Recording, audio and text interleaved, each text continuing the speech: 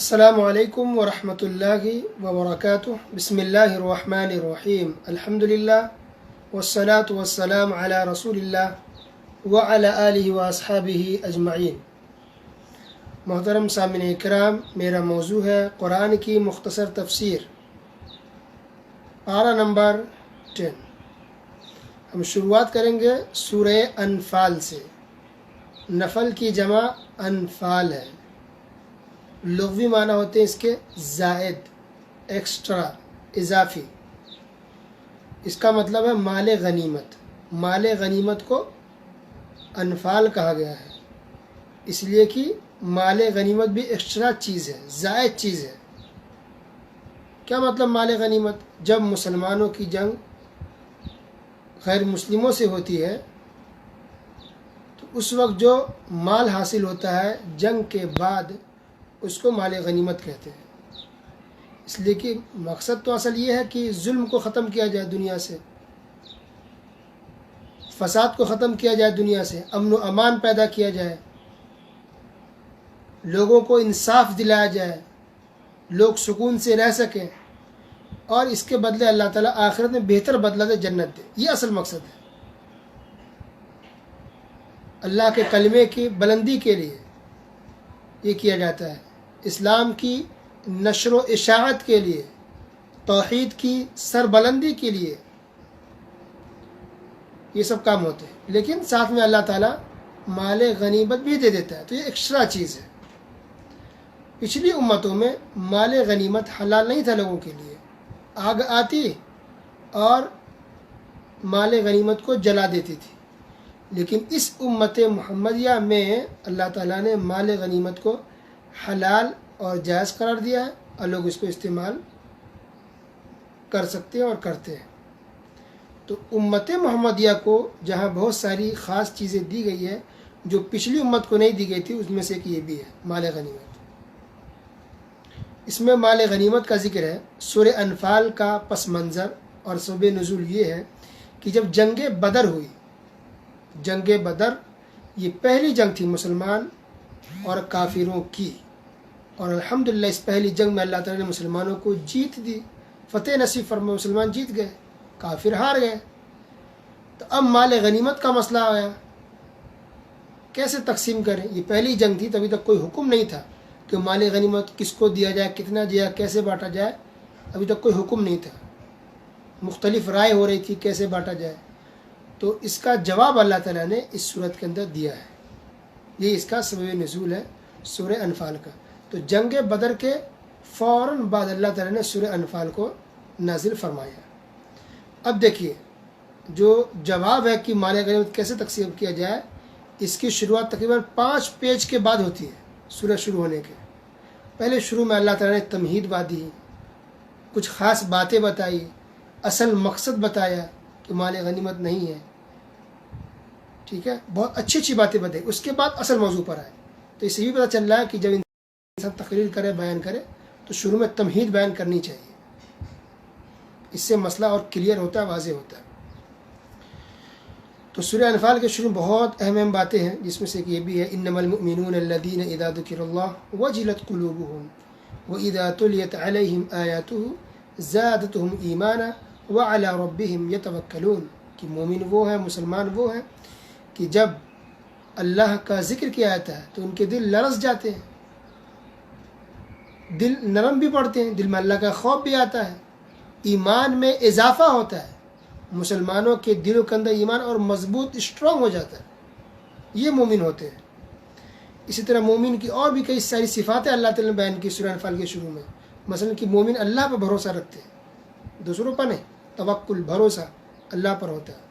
اسی طرح مومنوں کی ایک صفت یہ بھی ہے کہ مومن اپنے رب پر بھروسہ کرتے ہیں، اپنے رب کی بات مانتے ہیں اور اپنے رسول کی بات مانتے ہیں، بس اس کو اتباع رسول کہتے ہیں، اللہ کی اتباع کرنا اور رسول کی اتباع کرنا۔ یہ دو چیزوں کو مسلمان لازم پکڑے رہتے ہیں، اللہ ہی سے خوف کھاتے ہیں، بس کسی اور سے نہیں ڈرتے۔ مسلمان صرف اللہ سے ڈرتا ہے۔ اسی طرح اللہ کا ذکر جس قدر زیادہ کرتے ہیں، مومنوں کے دلوں میں ایمان اور بھی زیادہ ہوتا چلا جاتا ہے۔ مسلمان نماز قائم کرتے ہیں، نماز پڑھتے پابندی کے ساتھ، کیونکہ نماز اسلام کے ارکان میں سے ہے، یہ اب سب کو پتہ ہے۔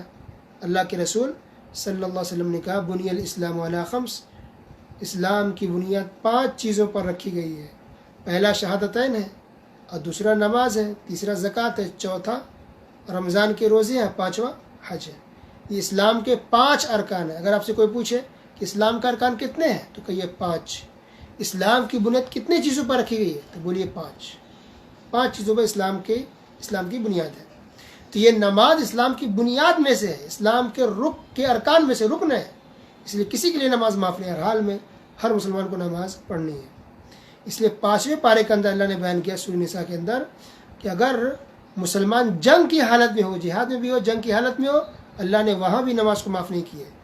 آدھی جماعت کافروں سے لڑے گی اور آدھی جماعت پیچھے ہٹ کے نماز پڑھے گی۔ تو میدان جنگ میں بھی جبکہ ڈر ہے کہ کب انسان کی جان چلی جائے اور کافروں کا حملہ ہو جائے، پھر بھی نماز معاف نہیں ہے، تو انسان گھر میں ہو تو نماز اس لیے کیسے معاف ہو سکتی ہے؟ اللہ اکبر۔ اس سے پتہ چلا کہ نماز کتنی ضروری ہے، کتنی کمپلسری ہے۔ اللہ ہم سب کو نماز کی پابندی کرنے کی توفیق عطا فرمائے، آمین۔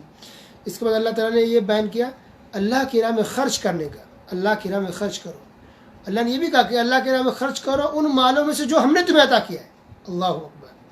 اس میں نقطہ یہ کہ جو مال ہم خرچ کرتے ہیں ہم کسی پر احسان نہیں کرتے اور نہ ہمارے دلوں میں گھمنڈ اور تکبر آنا چاہیے، بلکہ جو ہم مال اللہ کی راہ میں دیتے ہیں یہ دراصل اللہ کا مال ہے، اللہ کا دیا ہوا ہے۔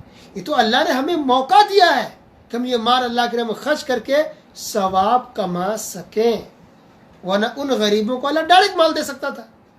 اللہ نے موقع دیا ہمیں ثواب کمانے کا، لہذا ہمارے دلوں میں خرچ کرتے ہوئے غریبوں کو دیتے ہوئے گھمنڈ اور تکبر نہیں آنا چاہیے، اور نہ ہی کسی کو کبھی بھی احسان جتلانی چاہیے، بلکہ خوشی کے ساتھ، شوق کے ساتھ آپ اللہ کی راہ میں مال خرچ کریں۔ اور اللہ کی راہ میں مال خرچ کرنے کا ذکر اللہ نے اکثر پاروں میں بلکہ تمام پاروں میں ذکر کیا ہے۔ قرآن کے ہر پارے میں اللہ کی راہ میں خرچ کرو، اللہ کی راہ میں خرچ کرو، صدقہ کرو، خیرات کرو، اس کا ذکر آیا ہوا ہے۔ یہ سب زکوٰۃ کے علاوہ کی بات ہے، زکوٰۃ تو دینا ہی دینا ہے، اس کے علاوہ بھی اللہ کی راہ میں خرچ کرنی چاہیے۔ اس کے بعد اللہ نے یہ کہا وَاعْلَمُوا أَنَّمَا أَمْوَالُكُمْ وَأَوْلَادُكُمْ فِتْنَةٌ، کہ اے مومنو یا لوگوں جان لو کہ بے شک تمہارا مال اور تمہاری اولاد فتنہ ہے، یعنی آزمائش ہے۔ اگر پیسے کو ہم نے اچھی چیز میں استعمال کیا تو الحمدللہ، غلط چیز میں استعمال کیا تو پھر ہمارے لیے فتنہ ہے۔ اللہ اکبر۔ اولاد بھی فتنہ، اچھی تربیت کی تو الحمدللہ، صحیح تربیت نہیں کرتے دیکھیے اولاد کے سے کتنے ماں باپ گناہ کرنے پر مجبور ہو جاتے ہیں، یا ان کو خوش کرنے کے لیے گناہ کرتے ہیں جبکہ ان کو ایسا نہیں کرنی چاہیے۔ پھر اللہ نے ذکر کیا کافروں کے بارے میں کہ کافر کیسے نماز پڑھتے تھے۔ وما كان صلاتهم عند البيت الا مكاء وتصدية، ان کی نماز خانہ کعبہ کے پاس ایسی ہوتی تھی کہ صرف تالیاں بجاتے تھے، سیٹی بجاتے، تالی بجاتے تھے۔ یہ عبادت کا طریقہ تھا کافروں کا۔ استغفر اللہ۔ اس کے بعد اب دیکھیے 10واں پارہ شروع ہوتا ہے، تو 10ویں پارے کے بالکل شروع میں اللہ تعالیٰ نے مال غنیمت کی تقسیم کا ذکر کیا کہ مال غنیمت کو کیسے تقسیم کیا جائے۔ وَاعْلَمُوا أَنَّمَا غَنِمْتُم مِّن شَيْءٍ فَأَنَّ لِلَّهِ خُمُسَهُ وَلِلرَّسُولِ وَلِذِي الْقُرْبَى وَالْيَتَامَى وَالْمَسَاكِينِ وَابْنِ السَّبِيلِ، کہ جان لو کہ جو مال غنیمت ہے اس کا طریقہ یہ ہے تقسیم کا کہ جو بھی مال غنیمت حاصل ہو تو اس کا 5واں حصہ 5 جگہ کریں گے، تو 5 میں سے 1 حصہ رسول اللہ صلی اللہ علیہ وسلم کو دیا جائے گا، اور 4 حصہ مجاہدین میں تقسیم کیا جائے گا، یعنی آرمی میں جو فوج ہوگی اس جنگ کے اندر شریک ہوئی تھی ان فوجوں میں 4 حصے تقسیم کیے جائیں گے۔ اوکے، اب جو 1 حصہ ملا 5 میں سے 1 حصہ نبی صلی اللہ علیہ وسلم کو، تو اس 1 حصے میں سے پھر 5 جگہ تقسیم کیا جائے گا، یعنی اس 1 حصے میں سے 1 حصہ ملے گا رسول اللہ صلی اللہ علیہ وسلم کو، دوسرا حصہ ملے گا ان کے رشتہ داروں کو جن کو آل بیت کہتے ہیں، اہل بیت، آل بیت، ان کو دیا جائے گا۔ نمبر 3 یتیموں کو دیا جائے، نمبر 4 مسکینوں کو دیا جائے، اور نمبر 5 مسافروں کو دیا جائے۔ پھر رسول اللہ صلی اللہ علیہ وسلم نے کہا کہ پھر مجھے جو حصہ مجھے ملتا ہے یہ بھی گھوم پھر کے پھر تم لوگوں تک ہی پہنچ جاتا ہے، کیونکہ وہ جمع ہوتا ہے، جب بھی کوئی مسئلہ ہو، کسی کو ضرورت ہو، غریب کو، مسکین کو، تو رسول اللہ صلی اللہ علیہ وسلم پھر اس کو وقتاً فوقتاً ضرورت کے تحت پھر ہمیشہ بانٹتے رہتے تھے۔ اب جو آج کل لوگ پوچھتے ہیں کہ جو لوگ سید لوگ ہیں اس کو ہم دے سکتے کہ نہیں زکوٰۃ، تو اللہ عالم آل بیت جو ہوتے ہیں، آل بیت ان کے لیے زکوٰۃ کا پیسہ لینا جائز نہیں ہے یا جائز نہیں تھا اس وقت. ٹھیک ہے. اب جو یہ لوگ سید ہیں انڈیا پاکستان میں دوسرے ملکوں میں، کیا یہ لوگ واقعی اہل بیت ہیں؟ یہ دیکھنے والی بات ہے. ایک بات یہ. دوسری بات کہ آج کل تو جنگ نہیں ہوتی کہ مال غنیمت ہے. اس وقت زکوٰۃ ویسے بھی جائز نہیں تھا اہل بیت کے لیے، لیکن دوسرا راستہ اللہ نے کھول رکھا تھا ان غریبوں کے لیے کہ وہ مال غنیمت میں ان کو دیا جاتا تھا. اب تو کوئی مال غنیمت کا سسٹم نہیں ہے، تو بعض علماء نے کہا کہ دے سکتے ہیں. اور دوسری بات کہ پہلے کنفرم تو یہ کہ واقعی سید یا اہل بیت میں سے ہے بھی یا نہیں. اللہ عالم، بڑے بڑے جو علماء ہیں وہ بیان کریں گے. پھر اللہ نے ذکر کیا اور بھی بہت سی باتیں. اس میں سے ایک اہم بات یہ بھی ہے کہ جنگ بدر کا نقشہ کھینچا اللہ تعالیٰ نے. جنگ بدر کے اندر کیا حالات پیش آئے، کیسے مسلمانوں کی حالت ہو گئی تھی، پھر کس طرح سے اللہ تعالیٰ نے مدد کی اور فرشتوں کو مدد کے لیے بھیجا اور پھر مسلمانوں کی جیت ہو گئی. تو فتح کون دلاتا ہے، جیت کون دلاتا ہے، کامیاب کون کرتا ہے؟ اللہ رب العالمین. تو انسان کو اللہ پر پورا بھروسہ رکھنا چاہیے، نا امید نہیں ہونی چاہیے. اس کے بعد سورہ توبہ شروع ہو جاتا ہے. سورہ توبہ یہ مدنی صورت ہے. سن 9 ہجری میں سورہ توبہ نازل ہوئی. اس کے اندر مشرکین سے برات کا اعلان کر دیا گیا. ٹھیک ہے. اس کے اندر اللہ نے یہ بھی بیان کیا کہ اللہ کی مسجد کافر تعمیر نہیں کر سکتے بلکہ مسلمانوں کو بنانا ہے.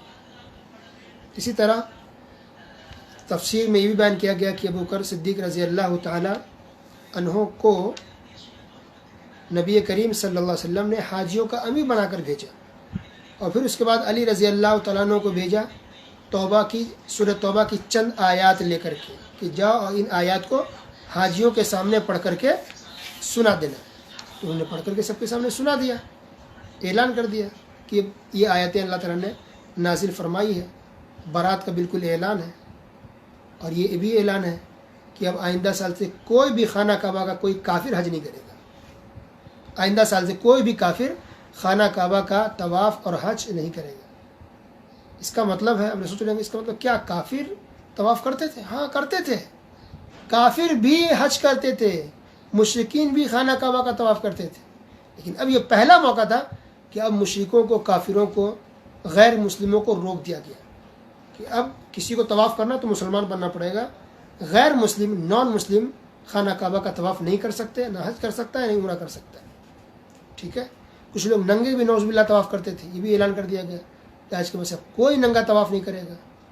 اب یہ گیا کہ مسلمان پورے طور پر الحمدللہ اللہ کے فضل و کرم سے پاور میں آ گئے تھے. اب کسی کی مجال نہیں تھی کافر کی کہ کوئی ہلا سکے اور مسلمانوں پر ظلم کر سکے.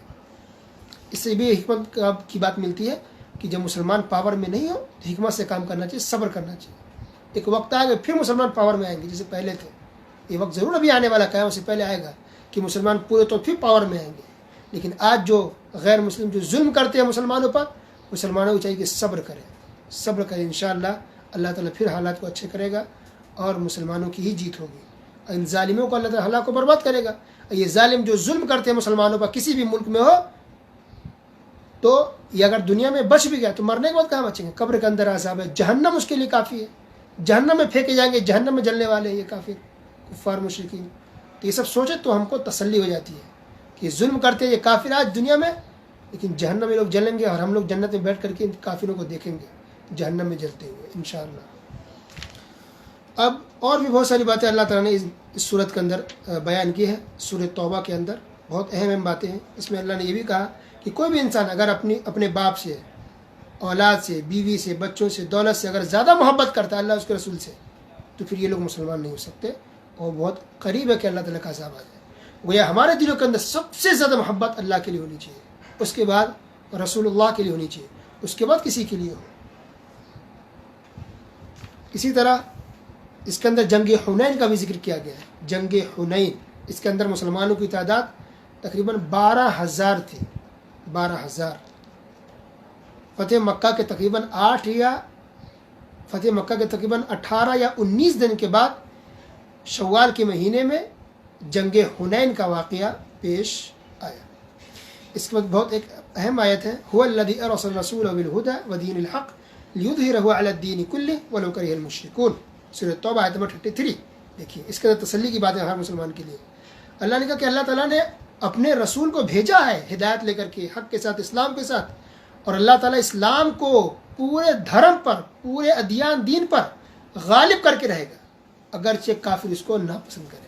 یعنی مسلمان اور یہ اسلام سب سے ٹاپ پر رہے گا، پہلے بھی تھا اور پھر رہے گا سب سے اوپر، چاہے کافر کتنا بھی اس کو ناپسند کرے. پورے کافر مل بھی جانا کچھ نہیں کر سکتے، اسلام کو مٹا نہیں سکتے. یہ اللہ اسلام کو لایا ہے اور اللہ قیامت تک اس کو رکھے گا، اب کوئی اس کو مٹا نہیں سکتا ہے، کیونکہ یہ اسلام بنایا ہوا اللہ رب العالمین کا، کسی انسان کا نہیں ہے. اس کے بعد اللہ تعالیٰ نے ذکر کیا کہ جو لوگ زکوٰۃ ادا نہیں کرتے ان کے لیے بہت سخت عذاب ہے. اللہ تعالیٰ قیامت کے دن زکوٰۃ نہ دینے والے کی پیشانی کو آگ سے جلائے گا، پیٹھ کو داغے گا، پہلوؤں کو داغے گا، آگ سے جسم کو جلایا جائے گا. پیشانی، پیٹھ، پہلو، بازو ان مسلمانوں کے جو لوگ زکوٰۃ ادا نہیں کرتے. اللہ اکبر، بہت خطرناک چیز ہے. دیکھیے پھر اللہ نے بیان کیا کہ سال کے 12 مہینے ہیں، اس میں حرمت والے 4 مہینے ہیں. اس کے بعد اللہ تعالیٰ نے جہاد کا ذکر کیا، اس کے رولز، قاعدے اور قانون بتائے. اس کے بعد اللہ تعالیٰ نے زکوٰۃ کے مصارف کا ذکر کیا، یعنی زکوٰۃ آپ کن کن لوگوں کو دے سکتے ہیں. تو 8 قسم کے لوگ ہیں جس کو آپ زکوٰۃ دے سکتے ہیں. انما الصدقات للفقراء والمساکین والعاملین علیہا والمؤلفة قلوبهم وفی الرقاب والغارمین وفی سبیل اللہ وابن السبیل فریضۃ من اللہ واللہ علیم حکیم. کہ جو زکوٰۃ ہے وہ فقیروں کو دینا ہے، نمبر 1. نمبر 2 مسکین کو. نمبر 3 کہ جو اس کو وصول کرنے ہے زکوٰۃ کو، اس کو پھر تالیف قلب کے لیے، یعنی غیر مسلم ہے، نان مسلم ہے لیکن لگتا ہے کہ وہ مسلمان ہو سکتا ہے، تو ایسے غیر مسلم کو بھی آپ زکوٰۃ کا پیسہ دے سکتے ہیں. اسی طرح آزاد کرنے کے لیے، غلام آزاد کرنے کے لیے، اور جو قرض میں انسان ڈوبا ہوا تو قرض کی ادائیگی کے لیے بھی، اور اللہ کی راہ میں، اور مسافروں کو. یہ ٹوٹل 8 قسم کے لوگ ہیں جس کو آپ زکوٰۃ دے سکتے ہیں. اسی میں پتہ چلا کہ دیکھیے قرض کا کتنا خطرناک معاملہ ہے. لوگ کتنی آسانی سے قرض لے کے بیٹھے رہتے ہیں، کوشش نہیں کرتے ادائیگی کی، یا قرض کی ادائیگی کے لیے کہ بھی انسان کو یہ اجازت دی گئی ہے کہ وہ زکوٰۃ کا پیسہ لے سکتا ہے، تو کیونکہ قرض کی معافی نہیں ہوتی ہے. اس کے بعد اللہ تعالیٰ نے بیان کیا قل اب اللہ و آیاتہ و رسولہ کنتم تستہزئون. دیکھیے کہ کیا اللہ، قل اب اللہ و آیاتہ و رسولہ، کیا اللہ، اس کی آیتیں، اس کے رسول ہی ملے کہ تم اس کے ساتھ مذاق کرو، استہزاء کرو.